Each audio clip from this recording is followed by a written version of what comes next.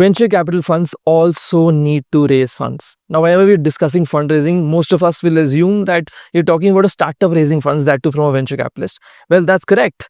But alongside that, a venture capital fund also does not have funds of their own. They also have to raise funds. And just like a startup pushes out their pitch deck to raise their funds and to inform the investors about what they do, a venture capital fund will pitch out something that is called as a private placement memorandum, which will tell the investors what they do and where will they invest.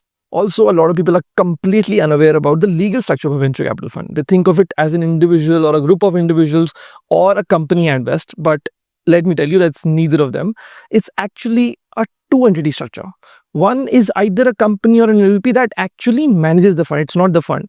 But the fund itself is another legal entity, that is a trust. And that is why whenever you are looking into a cap table of a startup that has actually raised funds from these venture capital funds, the shareholder that you will see is not going to be a company, it's going to be a trust. But guess what? As I said in the beginning of the video, that these funds also need to raise funds. So when they raise funds, the investors do not become shareholders. What they become instead is beneficiary of that very trust. But what is extremely important for everybody to note, including the startup founder, is that you cannot just create a company and a trust and call that an AIF or a venture capital fund and start raising money from LPs. Before that, you need to have a SEBI registration, and that's a slightly long process. You also need to get your private placement memorandum that I discussed in the very beginning approved, which is in a way a pitch deck of a venture capital fund, which lawyers like myself and others will prepare and help.